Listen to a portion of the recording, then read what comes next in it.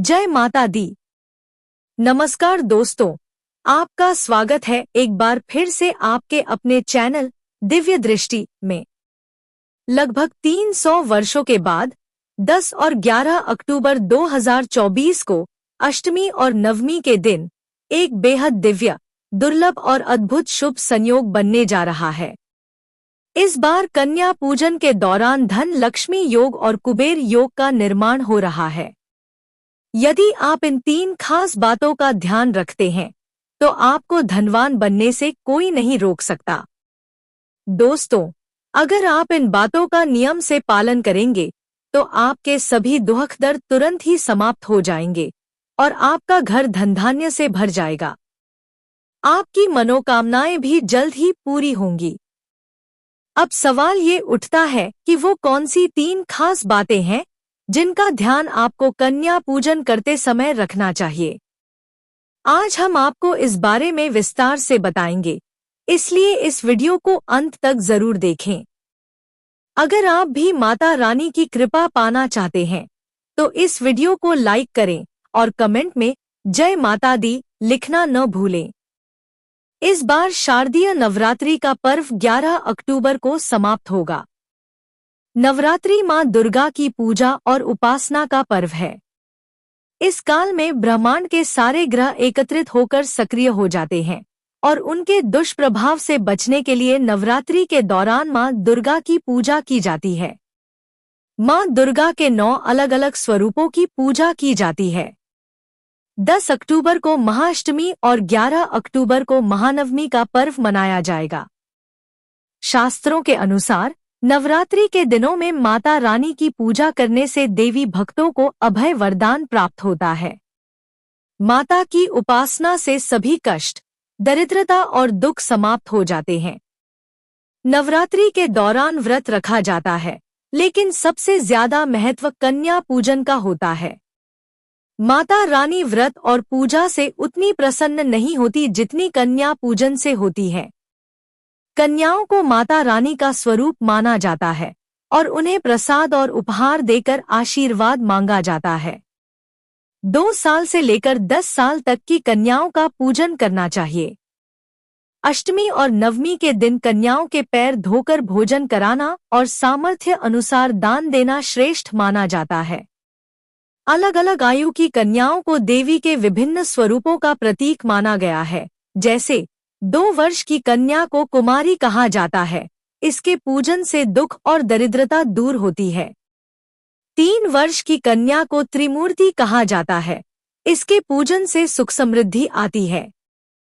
4 वर्ष की कन्या को कल्याणी कहा जाता है, इसके पूजन से भक्तों का कल्याण होता है। 5 वर्ष की कन्या को रोहिणी कहा जाता है, इनके पूजन से रोग से मुक्ति मिलती है। 6 वर्ष की कन्या को काली का रूप माना जाता है, इनकी पूजा से विद्या और विजय प्राप्त होती है। 7 वर्ष की कन्या को चंडिका माना जाता है, इनके पूजन से ऐश्वर्य प्राप्त होता है। 8 वर्ष की कन्या को शांभवी कहा जाता है, इनके पूजन से विवादों में विजय मिलती है। 9 वर्ष की कन्या को दुर्गा का रूप माना जाता है और इनके पूजन से शत्रुओं का नाश होता है। 10 वर्ष की कन्या को सुभद्रा कहा गया है और इनके पूजन से सभी मनोकामनाएं पूरी होती हैं। तो इस नवरात्रि में इन नियमों का पालन करके आप भी माता रानी की कृपा पा सकते हैं। इनके पूजन से सभी मनोरथ पूर्ण हो जाते हैं। यदि कोई भक्त नवमी के दिन इनका पूजन करता है तो प्रसाद ग्रहण कराते समय 2 से 10 वर्ष के बालक को भी प्रसाद ग्रहण कराना चाहिए। शास्त्रों में कहा गया है कि बिना भैरव या हनुमान जी के पूजन के कन्या पूजन का विशेष फल नहीं मिलता। बालक हनुमान जी का स्वरूप माने जाते हैं। वर्तमान परिस्थितियों में नवरात्रि के दौरान कन्या पूजन करना उतना सुरक्षित नहीं हो सकता, लेकिन शास्त्रों के अनुसार कन्या पूजन और उनके आशीर्वाद के बिना नवरात्रि के व्रत और पूजा अधूरी मानी जाती है। आज की इस वीडियो में हम आपको एक विशेष उपाय के बारे में बताने जा रहे हैं। यदि आप नवरात्रि के दौरान किसी कन्या को यह चीज देते हैं तो आपको मां दुर्गा का आशीर्वाद प्राप्त होगा जिससे जीवन में चली आ रही बड़ी से बड़ी परेशानी समाप्त हो जाएगी और घर में सुख समृद्धि आएगी। नवरात्रि के दौरान देवी मां की कृपा पाने के लिए किसी भी दिन स्नान करके स्वच्छ वस्त्र धारण करें।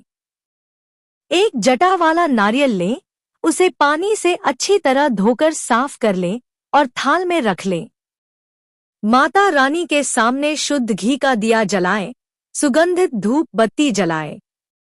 यदि आपने अखंड ज्योत जला रखी है तो अलग से दिया जलाने की आवश्यकता नहीं है। माता रानी को कुमकुम से तिलक करें, फल और मिष्ठान का भोग लगाएं। तिलक करने के बाद उसी कुमकुम से जटा वाले नारियल पर स्वास्तिक का चिन्ह बनाएं। इस नारियल को माता रानी के चरणों में अर्पित करें और फिर भगवान श्री गणेश और नव दुर्गा मां को प्रणाम करें। अपनी समस्याओं को माता रानी के सामने रखें और उनसे उन समस्याओं को दूर करने की प्रार्थना करें। इसके बाद माता रानी के इस मंत्र का एक बार जाप करें। मंत्र: सर्व मंगल मांगल्ये शिवे सर्वार्थ साधिके शरण्ये त्र्यंबके गौरी नारायणी नमोस्तुते। इस मंत्र का अर्थ है, हे सब प्रकार के शुभ करने वाली मंगलमयी माता, आप कल्याणकारी और सभी मनोरथों को पूरा करने वाली हैं। आप शरण लेने योग्य और त्रिकालदर्शी हो, भूत, वर्तमान और भविष्य की जानकारी रखने वाली हो। हे नारायणी, आपको मेरा नमस्कार है। इस मंत्र का 108 बार जाप करें। नवार्ण मंत्र: ऐहरी क्ली चामुंडाय विचे। यह माता रानी का नवार्ण मंत्र है। माँ दुर्गा दुखों का नाश करने वाली देवी हैं। जब नवरात्रि में श्रद्धा और आस्था के साथ उनकी पूजा की जाती है तो उनकी शक्तियाँ जागृत होकर 9 ग्रहों को नियंत्रित कर देती हैं, जिससे किसी प्रकार का अनिष्ट नहीं हो पाता। माँ दुर्गा की इन 9 शक्तियों को जागृत करने के लिए इस नवार्ण मंत्र का जाप किया जाता है। नवार्ण मंत्र का अर्थ: नव का अर्थ है 9 और आवरण का अर्थ है रक्षा करना या घेरा। अतः नवार्ण मंत्र 9 अक्षरों वाला मंत्र है। नवरात्रि के दौरान माता रानी के सभी भक्तों को इस मंत्र का जाप अवश्य करना चाहिए। इस मंत्र का जाप करने से माता रानी की कृपा से सभी कष्टों से छुटकारा मिलता है। मंत्र का जाप करने के बाद नारियल को अपने हाथों में उठाएं, उसे अपने मस्तक से लगाएं और माता रानी से हाथ जोड़कर प्रार्थना करें, हे माता रानी, इस कन्या को आपका स्वरूप मानकर हम इसे यह नारियल अर्पित कर रहे हैं। कृपया इसे कन्या रूप में स्वीकार करें। इसके बाद आप यह नारियल किसी कन्या को अर्पित करें। ध्यान रखें कि यह नारियल केवल 10 वर्ष तक की कन्या को ही अर्पित करना है, क्योंकि 10 वर्ष तक की कन्या को माता रानी का स्वरूप माना जाता है। फिर कन्या के पैर छूकर उनका आशीर्वाद लें। मान्यता है कि नवरात्रि के दौरान कन्या को श्रीफल अर्पित करने से आपको आपके अच्छे कर्मों का फल कई गुना होकर वापस मिलता है। श्रीफल, जो मां लक्ष्मी को अत्यंत प्रिय है, इसे कन्या को देने से घर में सुख समृद्धि आती है और बड़ी से बड़ी परेशानियां मां दुर्गा की कृपा से दूर हो जाती हैं। नवरात्रि में कन्या को श्रीफल अर्पित करना सबसे शुभ माना जाता है। ऐसा माना जाता है कि कन्याओं द्वारा ग्रहण किया गया श्रीफल सीधे माता रानी द्वारा स्वीकार कर लिया जाता है, जिससे घर में संपन्नता बढ़ती है और मां लक्ष्मी की कृपा से धन धान्य का भंडार भर जाता है। श्रीफल के साथ यदि संभव हो तो कन्या को कुछ रुपए भी दें। नवरात्रि में कन्याओं को रुपए देना भी बहुत शुभ माना जाता है। इससे मां लक्ष्मी आप पर प्रसन्न होंगी और आपके भंडार भर देंगी। नवरात्रि के किसी भी दिन आप यह कार्य कर सकते हैं, लेकिन इससे पहले स्नान आदि करके पूजन अवश्य करें। माता रानी का पूजन करने के बाद ही कन्या को यह भेंट दें। ध्यान दें कि पीरियड्स के दौरान महिलाएं यह कार्य न करें, क्योंकि यह भेंट कन्या को माता रानी का स्वरूप मानकर दी जाती है। नवरात्रि में व्रत और पूजन से अधिक महत्व कन्या पूजन को दिया गया है। इसलिए नवरात्रि के दौरान किसी कन्या का अपमान भूलकर भी न करें। नवरात्रि के दौरान आपके घर आई कोई भी कन्या या जरूरतमंद व्यक्ति खाली हाथ न जाए। कन्या पूजन के दौरान कुछ खास नियमों का पालन करना आवश्यक है। कन्याओं के घर आने के बाद उन्हें सीधे भोजन के लिए न बैठाएं। पहले उनके पैर अपने हाथों से धोएं और हल्दी, कुमकुम और चावल से तिलक करें। कन्याओं को पूर्व दिशा की ओर मुख करके साफ आसन पर बैठाएं। कन्याओं को खीर, पूड़ी, सब्जी और हलवाचना परोसें। ध्यान रखें कि कन्याओं को खाने के लिए जबरदस्ती न करें। वे जितना खा सके उतना ही आदरपूर्वक परोसें। भोजन करवाने के बाद उनके पैर धोकर उन्हें उपहार स्वरूप वस्तुएं भेंट करें, जैसे फल, सिक्के, लाल चुनरी, मिठाई या कोई बर्तन। यदि सामर्थ्य न हो तो इनमें से एक वस्तु भी दी जा सकती है। उपहार देने के बाद उनके पैर छूकर आशीर्वाद लें और सम्मानपूर्वक उन्हें द्वार तक विदा करें। कन्या पूजन के दौरान कुछ सावधानियां भी बरतें। कन्याओं के साथ पूरा आदर और श्रद्धा रखें। उन्हें बासी भोजन न परोसें। 9 कन्याओं के साथ कम से कम एक बालक को भी कन्या पूजन में शामिल करें, क्योंकि बालकों को भैरव का रूप माना जाता है। कन्याओं के विदा होने के बाद तुरंत साफ सफाई में नहीं लग जाना चाहिए। यदि आपके पास कन्या पूजन का समय नहीं है या फिर किसी अन्य कारण से ऐसा नहीं कर पा रहे हैं, तो मंदिर में यथाशक्ति भोजन भेजकर दान करवा देना चाहिए। दोस्तों, कन्याओं का किसी भी प्रकार से अपमान भूलकर भी न करें और कन्याओं के लिए जो भोजन बनाया जाए उसमें लहसुन प्याज का प्रयोग न करें। इसके अलावा भोजन को कन्याओं से पहले झूठा न करें और उन्हें सम्मानपूर्वक भोजन परोसें। कन्या पूजन में किसी प्रकार का भेदभाव न करें। अब आपको सुनाते हैं नवरात्रि व्रत कथा, जिसे सुनने मात्र से आपकी सभी मनोकामनाएं पूर्ण हो जाती हैं। नवरात्रि व्रत कथा के अनुसार एक बार बृहस्पति जी ने ब्रह्मा जी से चैत्र और आश्विन मास के शुक्ल पक्ष में आने वाले नवरात्र व्रत का महत्व जानने की इच्छा जताई। उन्होंने पूछा कि इस व्रत का क्या फल है, इसे कैसे किया जाता है और सबसे पहले इस व्रत को किसने किया था। ब्रह्मा जी ने उत्तर देते हुए कहा, हे बृहस्पति, तुमने यह बहुत ही महत्वपूर्ण प्रश्न किया है। जो व्यक्ति मां दुर्गा, महादेवी, सूर्य और नारायण का ध्यान करता है वह धन्य है। यह नवरात्रि व्रत समस्त इच्छाओं को पूर्ण करने वाला है। इसे करने से संतान सुख, धन, विद्या और सुख की प्राप्ति होती है। रोगों का नाश होता है, घर में समृद्धि बढ़ती है और निःसंतान को संतान की प्राप्ति होती है। यह व्रत समस्त पापों से छुटकारा दिलाता है। जो मनुष्य नवरात्रि व्रत नहीं करता वह कई प्रकार के दुखों को भोगता है। यदि व्रत करने वाला व्यक्ति पूरे दिन का उपवास न कर सके तो उसे एक समय भोजन करना चाहिए और नवरात्र के 9 दिनों में बंधुओं सहित कथा सुननी चाहिए। ब्रह्मा जी ने कहा, प्राचीन काल में एक मनोहर नगर था जहाँ पीठ नामक एक गरीब ब्राह्मण रहता था। वह मां दुर्गा का भक्त था। उसकी एक सुंदर कन्या थी जिसका नाम सुमति था। सुमति अपने पिता के घर में सहेलियों के साथ खेलती और बड़ी हो रही थी। एक दिन जब सुमति दुर्गा पूजन में उपस्थित नहीं हो पाई तो उसके पिता को बहुत क्रोध आया। उन्होंने सुमति से कहा, तूने आज भगवती का पूजन नहीं किया, इसलिए मैं तेरा विवाह किसी कुष्ठ रोगी या दरिद्र व्यक्ति से कर दूंगा। सुमति ने शांतिपूर्वक उत्तर दिया, हे पिता, जैसा आपकी इच्छा हो वैसा ही करें, पर जो भाग्य में लिखा है वही होगा। कर्म मनुष्य के अधीन है, लेकिन फल भगवान के अधीन है। सुमति की इस बात से क्रोधित होकर पिता ने उसका विवाह एक कुष्ठ रोगी से कर दिया और उसे अपने कर्मों का फल भुगतने को कहा। सुमति दुखी होकर अपने पति के साथ वन में चली गई। वहां अत्यंत कष्ट में रात बिताते हुए देवी भगवती ने प्रकट होकर सुमति से कहा, हे ब्राह्मणी, मैं तुमसे प्रसन्न हूँ। तुम जो चाहो वरदान मांग सकती हो। सुमति ने पूछा, आप कौन हैं?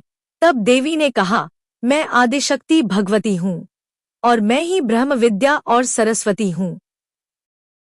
प्रसन्न होकर मैं प्राणियों का दुख दूर कर उन्हें सुख प्रदान करती हूँ। भगवती ने सुमति को उसके पूर्व जन्म का वृतांत बताया। तुम पूर्व जन्म में एक निषाद की पत्नी थी और अत्यंत पतिव्रता थी। एक दिन तुम्हारे पति ने चोरी की और तुम दोनों को सिपाहियों ने पकड़कर जेल में डाल दिया। वहां तुम दोनों को भोजन नहीं मिला और तुमने बहुत कष्ट सहा। कथा के इस प्रकार सुनने मात्र से मनोकामनाएं पूर्ण हो जाती हैं और देवी भगवती की कृपा से सारे दुख दूर हो जाते हैं। इस प्रकार नवरात्र के दिनों में तुमने न तो कुछ खाया और न ही जल्दी कुछ पिया। इस तरह तुम्हारा 9 दिनों का नवरात्र व्रत पूरा हो गया।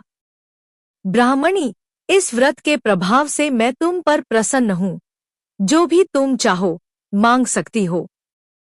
दुर्गा के वचन सुनकर ब्राह्मणी ने कहा, हे दुर्गे, यदि आप मुझ पर प्रसन्न हैं तो मैं आपको प्रणाम करती हूँ। कृपा करके मेरे पति का कुष्ठ रोग दूर कर दें। देवी ने कहा, तुमने जो नवरात्र व्रत किया उसके 1 दिन का पुण्य अपने पति के रोग को ठीक करने के लिए अर्पित करो। उस पुण्य के प्रभाव से तुम्हारा पति ठीक हो जाएगा। देवी के वचन सुनकर ब्राह्मणी ने प्रसन्न होकर तथास्तु कहा और जैसे ही उसने ऐसा कहा उसके पति का शरीर भगवती दुर्गा की कृपा से कुष्ठ रोग से मुक्त हो गया। अपने पति को निरोग देखकर ब्राह्मणी ने देवी की स्तुति की, हे दुर्गे, आप संसार की माँ हैं, दुष्टों का नाश करने वाली, दुखों को दूर करने वाली, रोगों से मुक्ति दिलाने वाली। आप तीनों लोगों का संताप हरने वाली हैं। मैंने जीवन में बहुत दुख झेले हैं। मेरे पिता ने मुझे एक कुष्ठ रोगी के साथ विवाह करवा दिया और मुझे घर से निकाल दिया, परंतु आपने मेरा उद्धार किया। मैं आपको प्रणाम करती हूँ। कृपया मेरी रक्षा करें। ब्राह्मणी की इस स्तुति से देवी बहुत प्रसन्न हुई और कहा, हे ब्राह्मणी, तुझे एक बुद्धिमान, धनवान और कीर्तिमान पुत्र होगा जो तेरे कुल का नाम रोशन करेगा। इसके बाद देवी ने फिर कहा, अब तुम और जो कुछ चाहती हो वह भी मांग सकती हो। ब्राह्मणी ने कहा, हे भगवती दुर्गे, यदि आप मुझ पर प्रसन्न हैं तो कृपया मुझे नवरात्र व्रत की विधि विस्तार से बताइए। देवी ने कहा, हे ब्राह्मणी, मैं तुम्हें संपूर्ण पापों को दूर करने वाले नवरात्र व्रत की विधि बताती हूँ। चैत्र मास के शुक्ल पक्ष की प्रतिपदा से लेकर 9 दिनों तक व्रत करो। यदि दिन भर उपवास न कर सको तो एक समय भोजन करो। शुभ मुहूर्त में घट स्थापना करो और एक वाटिका बनाकर उसे प्रतिदिन जल दो। महाकाली, महालक्ष्मी और महासरस्वती की मूर्तियां स्थापित कर उनकी विधिपूर्वक पूजा करो। घट स्थापना के बाद नवरात्रि के 9 दिनों में विभिन्न फलों और फूलों से देवी को अर्घ्य देना चाहिए। उदाहरण के लिए, बेल के फल से रूप की प्राप्ति होती है, जायफल से कीर्ति प्राप्त होती है, आंवले से सुख और केले से आभूषणों की प्राप्ति होती है। 9वें दिन विधि विधान से हवन करो और खांड, घी, गेहूं, शहद, जौ, तिल, बेल, नारियल जैसी विभिन्न सामग्रियों से होम करो।